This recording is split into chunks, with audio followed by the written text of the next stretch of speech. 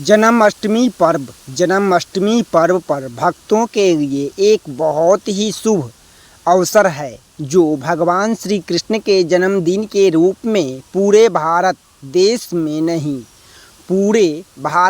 में नहीं दोस्तों, बल्कि विदेशों तक मनाया जाता है। यह पर्व हर साल भाद्रपद महीने के कृष्ण पक्ष की अष्टमी तिथि को मनाया जाता है। इस दिन को लेकर के भक्तों के मन में विशेष उत्साह रहता है। जन्माष्टमी के दिन, जी हाँ दोस्तों, जन्माष्टमी के दिन भक्तगण उपवास रखते हैं और आधी रात्रि में यानी भगवान श्री कृष्ण के जन्म के समय विशेष पूजा का आयोजन किया जाता है। इस अवसर पर आपको सही तिथि, शुभ मुहूर्त, पूजा विधि, अनुष्ठान, व्रत कथा और पारण का समय की सही जानकारी मिल जाती है। दोस्तों, सही जानकारी मिल जाए तो आप व्रत और पूजन भली भांति कर सकते हैं।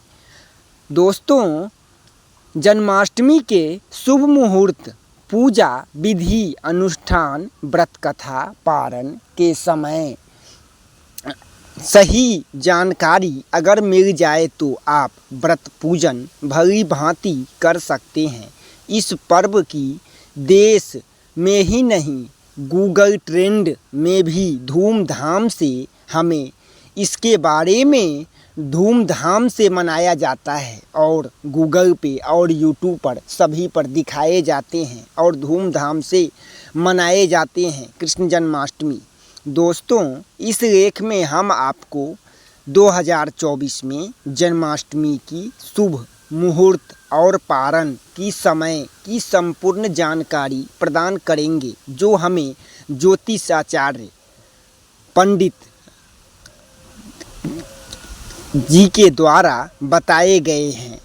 जो साथ ही में जो बताए गए हैं वह जन्माष्टमी की शुभ मुहूर्त और तिथि, पारण की संपूर्ण जानकारी हम आपको इस वीडियो में पूरे मिल जाएगा। दोस्तों पूरे वीडियो को देखना है और वीडियो को लाइक और चैनल को सब्सक्राइब और दोस्तों में शेयर ज़रूर करना है। दोस्तों इस चैनल पे नई नई बातें सुनने को मिलेंगे, सीखने को मिलेंगे और जानकारियाँ भी मिलेंगे। जन्माष्टमी की तिथि, शुभ मुहूर्त और समय, पारण का क्या समय है, संपूर्ण जानकारी ज्योतिष आचार्य जी ने जो बताए हैं वह जानकारी पूरे वीडियो में आपको मिल जाएगा। इसके लिए पूरे वीडियो को देखना है और वीडियो को लाइक और चैनल को सब्सक्राइब और दोस्तों में शेयर करना नहीं भूलना है। दोस्तों आइए शुरू करते हैं। भगवान श्री कृष्ण की कृपा प्राप्त कर सके। जन्माष्टमी इतिहास, हिंदू धर्म में भाद्रपद यानी कि भादो, दोस्तों भाद्रपद यानी कि भादो मास की अष्टमी तिथि को जन्माष्टमी के रूप में मनाया जाता है। इस दिन को श्री कृष्ण जन्मोत्सव के रूप में मनाया जाता है। इसी तिथि को अंधेरी रात में रोहिणी नक्षत्र में मथुरा के कारागृह में वासुदेव और उनकी पत्नी ने श्री कृष्ण को जन्म दिया था। जी हाँ दोस्तों, कारागृह में वासुदेव और देव की माता भगवान श्री कृष्ण को जन्म दिए थे। भगवान श्री कृष्ण का जन्म भी भाद्रपद के महीने में, भादो के महीने में कृष्ण पक्ष के 8वें दिन आधी रात के समय हुआ था।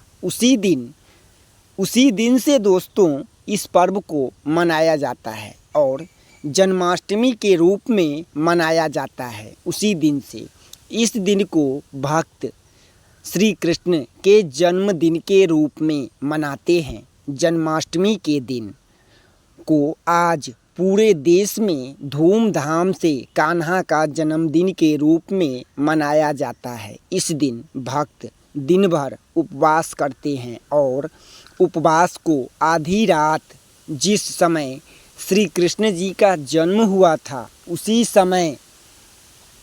समय व्रत खोलते हैं। दोस्तों, जिस समय भगवान श्री कृष्ण का जन्म हुआ था उसी समय भक्तों व्रत खोलते हैं। भारत में श्री कृष्ण जन्माष्टमी कैसी मनाई जाती है। दोस्तों, भारत में कृष्ण जन्माष्टमी कैसे मनाया जाता है? जी हाँ दोस्तों, पूरे देश में कृष्ण जन्माष्टमी धूमधाम से, बड़ी ही धूमधाम से मनाई जाती है। इस दिन श्री कृष्ण भगवान के मंदिर में भक्तों की भारी भीड़ उमड़ती रहती है और लोग श्री कृष्ण जी की, दोस्तों, भगवान श्री कृष्ण की पूजा भी लोग करते हैं। भक्तजन दिन भर उपवास का पालन करते हैं। जो भक्तजन हैं वो दिन भर उपवास का पालन करते हैं दोस्तों, और रात्रि में श्री कृष्ण के बाल रूप का अभिषेक करने और उनके श्रृंगार के बाद व्रत को खोलते हैं। जय श्री कृष्णा दोस्तों, व्रत को तोड़ते हैं और रात्रि में भगवान श्री कृष्ण के बाल रूप का अभिषेक करके और श्रृंगार के बाद ही व्रत को तोड़ते हैं भक्तजन। दोस्तों, पूरे वीडियो को देखना है और वीडियो को लाइक और चैनल को सब्सक्राइब और दोस्तों में शेयर करना है, क्योंकि इस चैनल पे नई नई बातें सुनने को, जानने को और सीखने को मिलेंगे दोस्तों। अब आइए जानते हैं, जो श्री कृष्ण को माखन खाने का शौक़ था। दोस्तों, भगवान श्री कृष्ण को माखन खाने का शौक़ था। दोस्तों, लोग आइए जानते हैं, जो भगवान श्री कृष्ण को माखन खाने का शौक़ था, इसीलिए लोग इस दिन सही हांडी का आयोजन करते हैं। दोस्तों, भगवान श्री कृष्ण को जो माखन खाने का शौक़ था, इसीलिए लोग उस दिन हांडी का आयोजन करते हैं। इसके लिए मटकी ज़मीन से ऊंचाइयों पर बांध देते हैं। जो मटकी में माखन रख करके और ज़मीन से ऊंचाइयों पर, ज़मीन से ऊपर बांध देते हैं। और भगवान श्री कृष्ण को माखन खाने का शौक़ था, इसीलिए लोग इस दिन दही के हांडी का आयोजन करते हैं और इसके लिए मटकी ज़मीन से ऊंचाई पर बांधी जाती है और कोई एक व्यक्ति मटकी में से माखन भरता है और मटकी को फोड़ता है।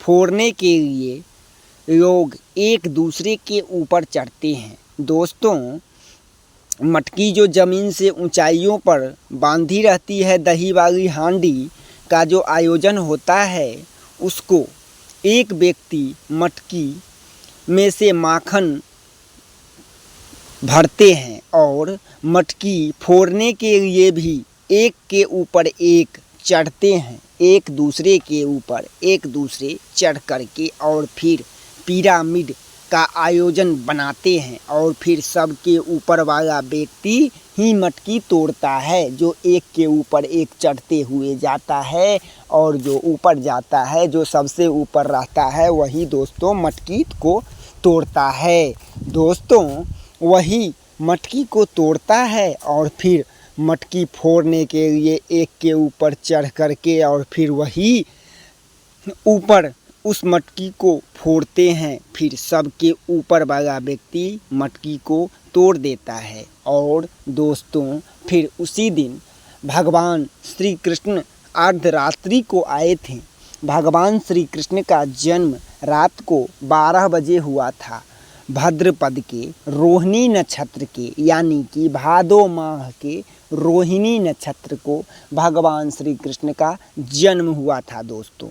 अब इसीलिए जन्माष्टमी के दिन मंदिर भगवान श्री कृष्ण का जो भी पूजन करते हैं और उपासना करते हैं, वो उपासना करके भगवान श्री कृष्ण से मनवांछित फल उन्हें प्राप्त होता है। जो भी जन्माष्टमी व्रत करते हैं और जन्माष्टमी के दिन तुलसी के 11 परिक्रमा करके और तुलसी माता के घी का दीपक, तुलसी माता की जड़ में जो घी का दीपक जलाते हैं और जन्माष्टमी के दिन 11 परिक्रमा करते हैं, उनके सभी मनोरथ पूर्ण हो जाते हैं। उस व्यक्ति पे लक्ष्मी नारायण प्रसन्न हो जाते हैं और घर में सुख समृद्धि बढ़ती है। दोस्तों, इस उपाय को ज़रूर करना। अगर दोस्तों इस उपाय करने से आपको लाभ मिलेगा। दोस्तों लाभ होंगे, इसके लिए मंदिरों में जन्माष्टमी का उत्सव हर्षोल्लास के साथ मनाया जाता है। इस दिन मंदिर को सुगंधित फूलों से सजाया जाता है। पूरे दिन कीर्तन और भगवान श्री कृष्ण का भजन गाए जाते हैं। मंदिर के अलावा घरों में भी भगवान श्री कृष्ण का जन्मोत्सव मनाते हैं। दोस्तों मंदिर के अलावा भगवान श्री कृष्ण का जन्मोत्सव घर में भी लोग मनाते हैं। पूरे निष्ठा और भक्ति के साथ भगवान का जन्मोत्सव मनाते हैं। ये देश में ही नहीं दोस्तों, विदेशों में भी जन्मोत्सव मनाते हैं, कृष्ण जन्मोत्सव मनाते हैं। मथुरा, वृंदावन, जन्माष्टमी। अब आइए जानते हैं दोस्तों, जो मथुरा और वृंदावन में जन्माष्टमी कैसे मनाया जाता है। दोस्तों मथुरा और वृंदावन में जन्माष्टमी कैसे मनाया जाता है। मथुरा को श्री कृष्ण की जन्मभूमि के रूप में माना जाता है। इसी वजह से हर साल दिन पूरे मथुरा में दोस्तों हर साल जन्माष्टमी के दिन पूरे मथुरा में दोस्तों जन्माष्टमी के दिन पूरे मथुरा में हर साल वृंदावन में उत्सव की धूम होती है और यह पर्व हर्षोल्लास के साथ मनाया जाता है। इस दिन भक्तजन श्री कृष्ण की भक्ति में लीन रहते हैं, भगवान श्री कृष्ण की भक्ति में लीन रहते हैं और भगवान श्री कृष्ण जन्मभूमि में भव्य पूजन किया जाता है। भगवान श्री कृष्ण के जन्मभूमि में भव्य पूजन किया जाता है। वही वृंदावन में बांके बिहारी के मंदिर को शंख और पंचामृत से स्नान कराने के बाद उनका श्रृंगार किया जाता है।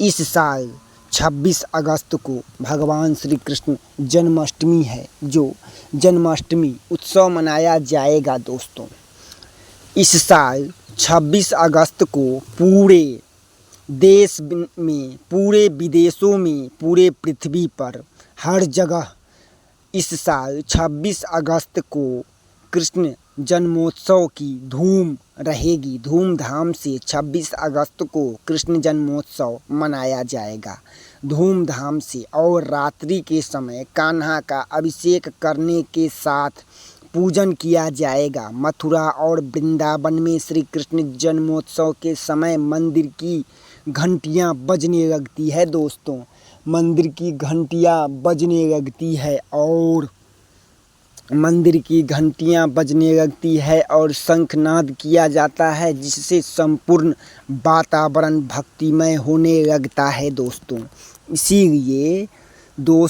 इसीलिए 26 अगस्त को पूरे दिन कृष्ण जन्मोत्सव की धूम रहेगी और रात्रि के समय कान्हा का अभिषेक करने के साथ ही पूजा किया जाएगा। मथुरा और वृंदावन में कृष्ण जन्मोत्सव के मंदिर में घंटियां बजने लगती है और शंखनाद भी किया जाता है, जिससे संपूर्ण वातावरण भक्तिमय होने लगता है। दोस्तों जन्माष्टमी की तिथि और जन्माष्टमी की तिथि और पूजा का समय क्या है? जी हाँ दोस्तों, जन्माष्टमी की तिथि और पूजा का समय क्या है? जन्माष्टमी की तिथि तारीख तो हो गया दोस्तों 26 अगस्त। इस साल जन्माष्टमी 26 अगस्त सोमवार को मनाया जाएगा। भादों के महीने में कृष्ण पक्ष की अष्टमी तिथि को आरंभ दोस्तों भादों के महीने में कृष्ण पक्ष की 8वीं तिथि को आरंभ 25 अगस्त 2024 रविवार को रात्रि 3:39 पर।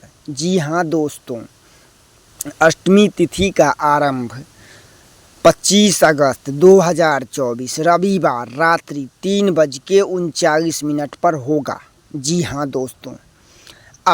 दोस्तों, अब जानते हैं जो अष्टमी तिथि का समापन कब होगा। दोस्तों अब आइए जानते हैं जो अष्टमी तिथि का समापन 26 अगस्त सोमवार रात्रि 2:10 पर होगा। दोस्तों, अष्टमी तिथि का समापन 26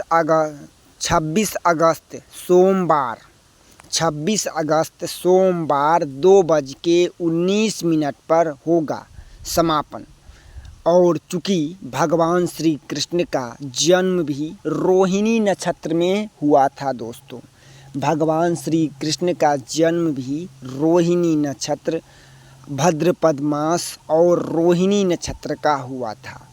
26 अगस्त की आधी रात को यह नक्षत्र मिल रहा है। दोस्तों, 26 अगस्त को आधी रात को यह नक्षत्र मिल रहा है, इसीलिए जन्माष्टमी का पर्व इसी दिन मनाना शुभ है।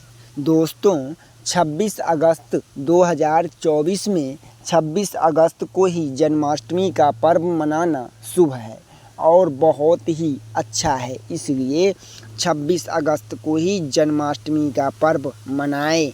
और 26 अगस्त को, और चूँकि भगवान श्री कृष्ण का जन्म भी रोहिणी नक्षत्र में हुआ था, 26 अगस्त की आधी रात को यह नक्षत्र मिल रहा है, इसीलिए जन्माष्टमी का पर्व इसी दिन मनाना शुभ है। दोस्तों, इसीलिए जन्माष्टमी का पर्व 26 अगस्त को ही मनाना शुभ है। जन्माष्टमी व्रत का पारण का समय क्या है? दोस्तों, अब आइए जानते हैं जो जन्माष्टमी व्रत का पारण का समय, जन्माष्टमी व्रत के पारण का समय क्या है, आइए जानते हैं। दोस्तों, इस साल जन्माष्टमी व्रत का आरंभ 26 अगस्त सोमवार को होगा और इस व्रत का पारण का समय 27 अगस्त सुबह 6:36 तक किया जा सकता है।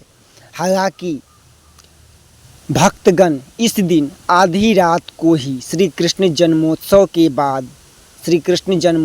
के बाद तुरंत ही बाद व्रत का पारण कर देते हैं। जो लोग उसी दिन व्रत का पारण करते हैं वे 26 अगस्त की आधी रात के 12:44 तक इस व्रत का पारण कर सकते हैं। श्री कृष्ण जन्माष्टमी पर व्रत पूजन कैसे करें? दोस्तों, श्री कृष्ण जन्माष्टमी पर व्रत और पूजन कैसे करें, आइए जानते हैं। दोस्तों, श्री कृष्ण जन्माष्टमी पर व्रत और पूजन कैसे करें? जन्माष्टमी के दिन प्रातः जल्दी उठ करके और स्नान आदि से मुक्त हो करके व्रत का आरंभ करें। घर के मंदिर में अच्छी तरह से सफाई करें।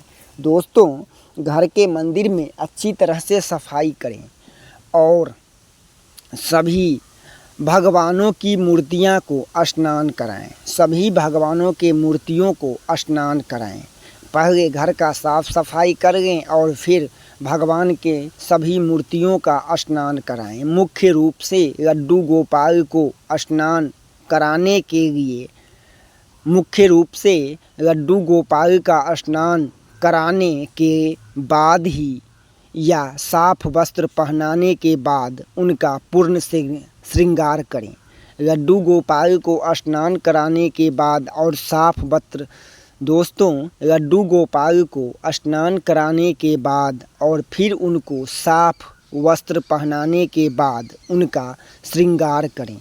दोस्तों, भगवान का श्रृंगार अच्छा वस्त्र पहले पहनाएं, भगवान को साफ वस्त्र पहनाएं और फिर उनका श्रृंगार करें। स्नान के बाद साफ वस्त्र पहना करके और फिर भगवान का श्रृंगार करें। व्रत का आरंभ करने से पहले हाथ में अक्षत और फूल ले करके संकल्प लें कि पूरे दिन फलहार का सेवन करके व्रत का पालन करें और आधी रात के समय कृष्ण जन्म अष्टमी के बाद, भगवान श्री कृष्ण के जन्म के बाद, दोस्तों, भगवान श्री कृष्ण के जन्म की तैयारी करें और पूरे दिन फलहार का सेवन करके व्रत का पालन करें। आधी रात के समय श्री कृष्ण का जन्म की तैयारी करें और संकल्प ले करके दोस्तों अक्षत से संकल्प लें और पूरे दिन फलाहार रहें और व्रत का पालन करें और आधी रात के समय भगवान श्री कृष्ण की जन्म की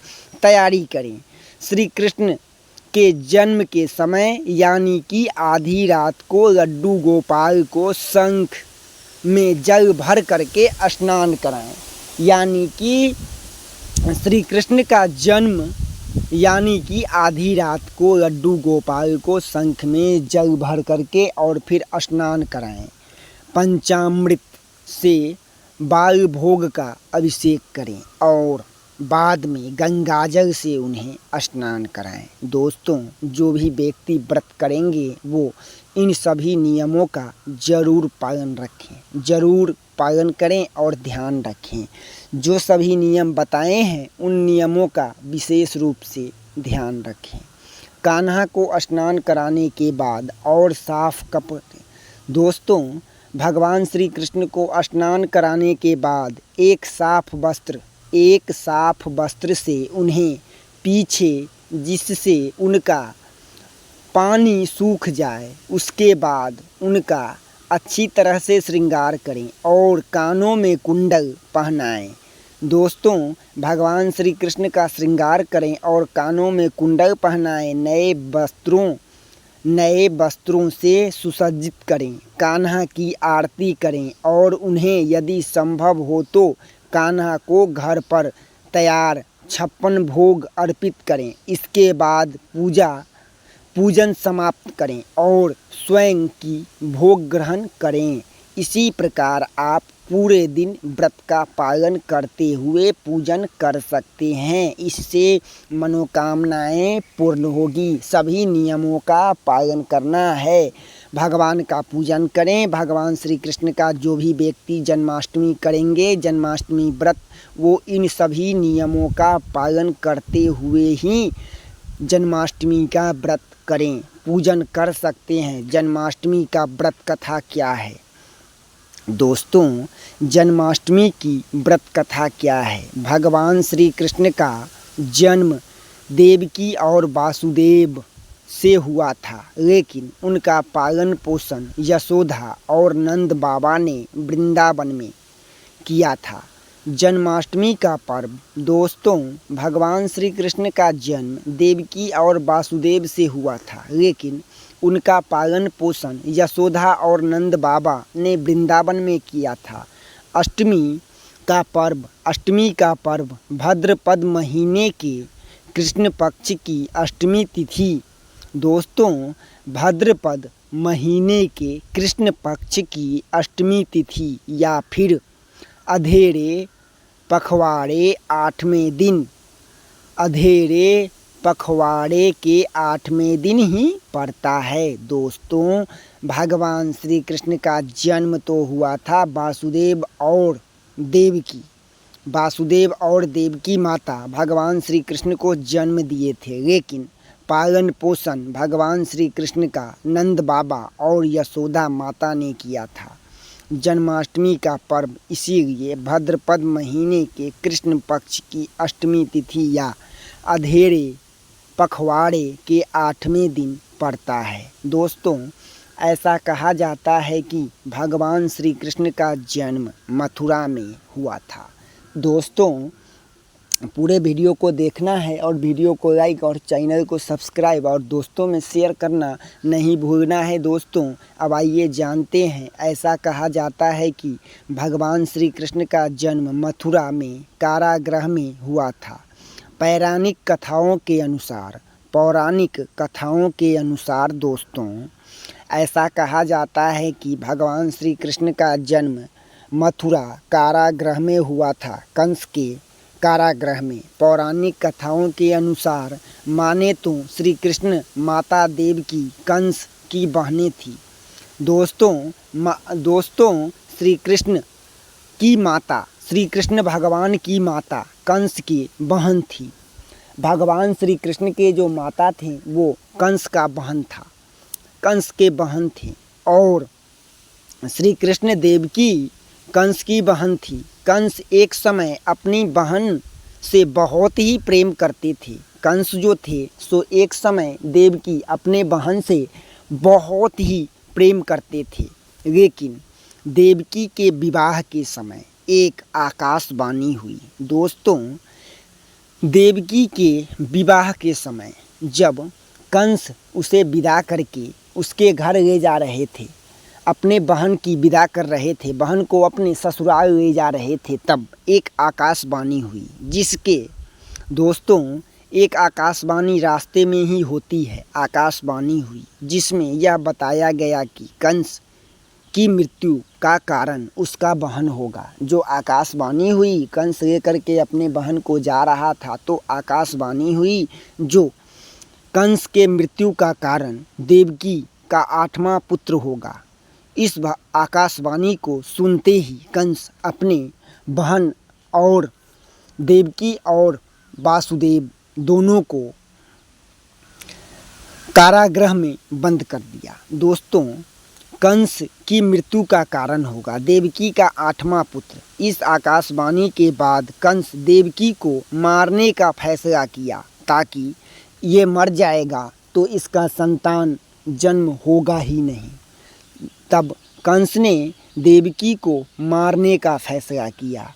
फिर वह किसी भी बच्चे को जन्म ही न दे, लेकिन उसके दोस्तों, पहले तो कंस यह फैसला किया कि देवकी को इसी समय मार दिया जाए, जो इसका पुत्र ही नहीं होगा। फिर बाद में देवकी को मारने का फैसला, ताकि यह किसी बच्चे को जन्म ही न दे, लेकिन उसके पति वासुदेव ने कंस से देवकी को माफ़ करने की कहा।